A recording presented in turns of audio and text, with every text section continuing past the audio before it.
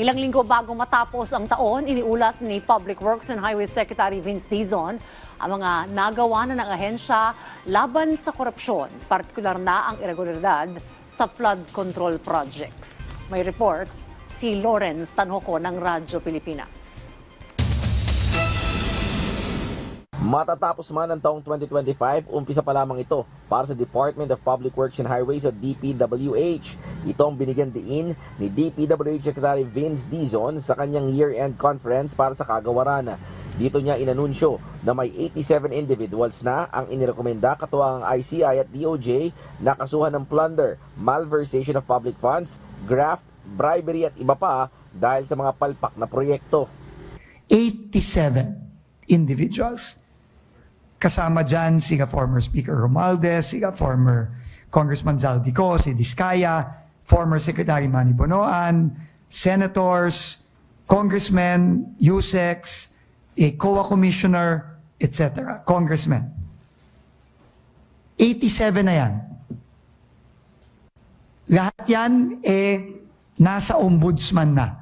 Binigyan din ni Dizon na isa lang ito sa kanilang hakbang para maisakatuparan ng hangarin ni Pangulong Ferdinand R. Marcos Jr. na labanan ang korupsyon at mapanagot ang umabuso sa pondo ng bayan.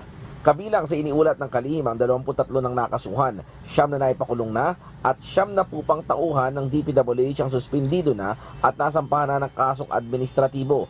Dagdag pa ni Dizon, umabot na sa 150 million pesos ang perang naibalik na mula sa flood control projects habang inaasahan pang madaragdagan pa ang halaga ng maibabalik na pondo mula sa ninakaw sa kaban ng bayan.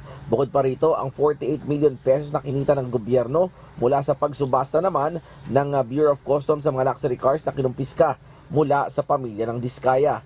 Sa ngayon, nasa 13 bilyong pisong assets na ang nagawa nilang maipa-freeze sa Anti-Money Laundering Council. Kasama na dito ang 4,679 na bank accounts ng mga sangkot sa flood control project anomaly.